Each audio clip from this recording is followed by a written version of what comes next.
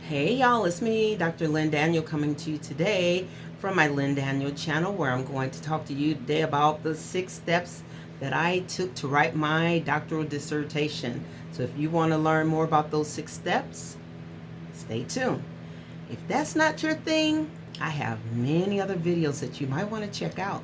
All right, so 6 steps. So I made you all an infographic that you will be able to get for free by clicking on the link in the description bar under the video. All right, to get your free copy.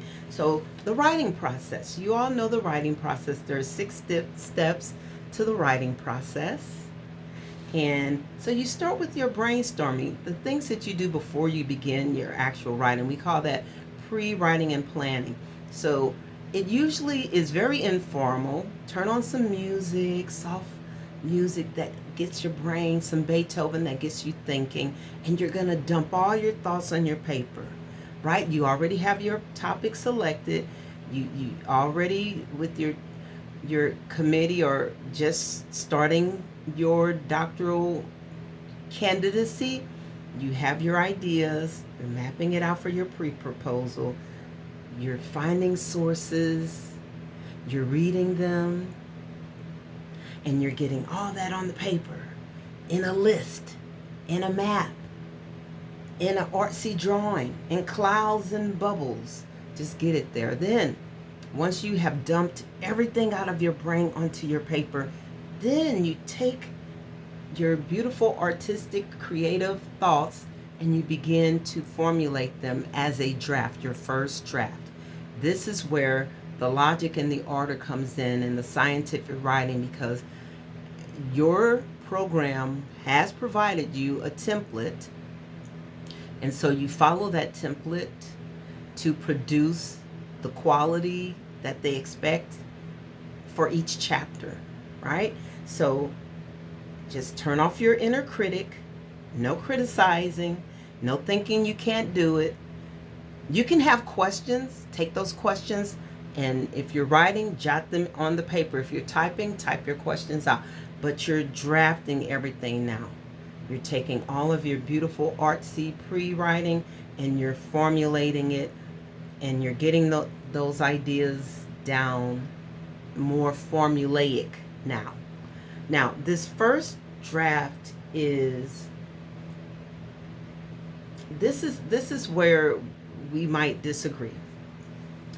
Your first draft is not perfect, you know that. It's not your final product. But I think you should get feedback on that first draft, and not from your chair or your committee. If you have a trusted individual who is knowledgeable, who knows the writing process for your program of study, or who is familiar with this academic type of writing, have them to look over what you have produced to see if they can tell you what you have produced. So your trusted individual, you can ask them specifically, can you tell me what my problem statement is, or what is my purpose statement, or can you identify my research questions, and have them to tell you, articulate those things back to you, and that way it makes it known to you that you've done those things correctly, right? And then once you've had that conversation with your trusted individual, that document is ready to move to your trusted committee person, your chair, your dissertation chair. That way, I think it shows your dissertation chair your strengths.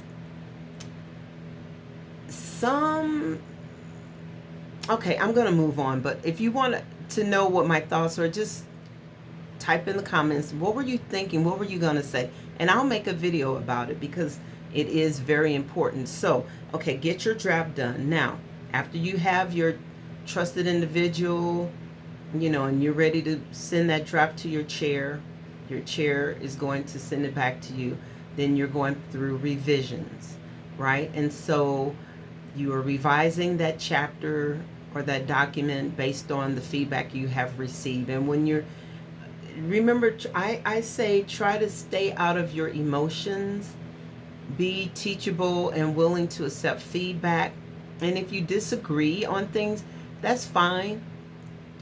You can note what you disagree on, and then you can present maybe a question or ask for an open dialogue on that with your chair.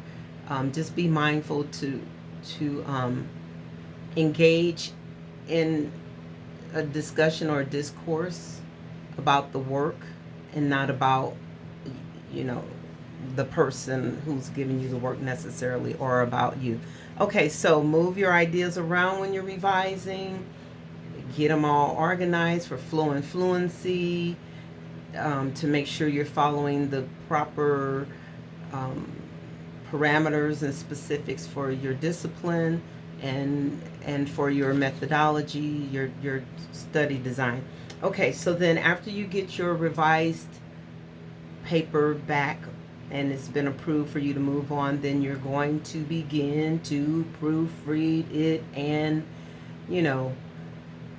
plan it out, edit it out, fix it up, make it good, carefully move things out, carefully move things in, look for grammar, mechanics, and usage and that type of thing. And again, if you want to pull in your trusted individual, or if you want to use a program like Grammarly or other types of apps that are available for editing and for constructing documents, you can use your apps to get that proofreading, editing done well.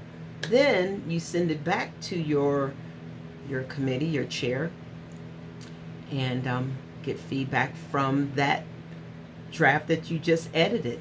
And then they will green light you to move on to your next chapter.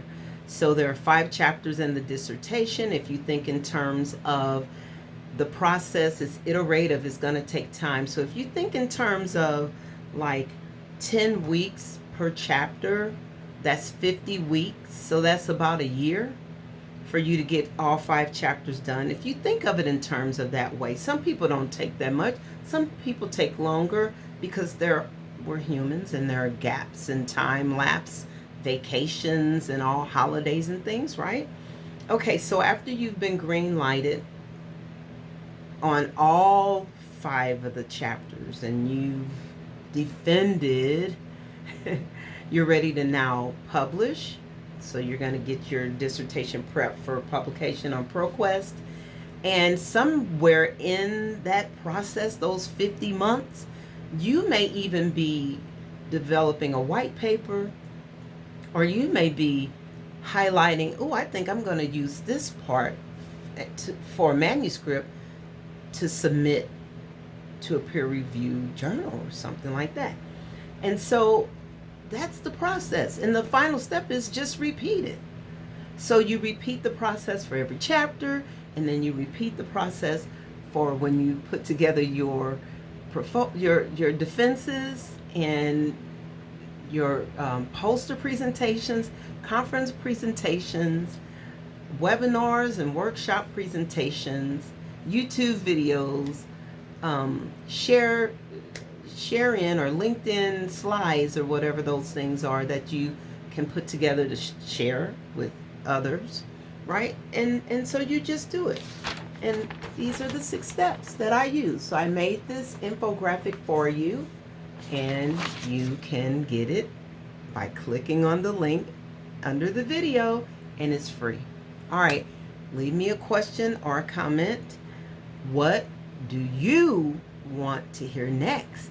Do you want to hear about the PPSQ process of writing, or developing a PPSQ? All right, let me know. Thanks for watching. Thumbs up and subscribe. Bye.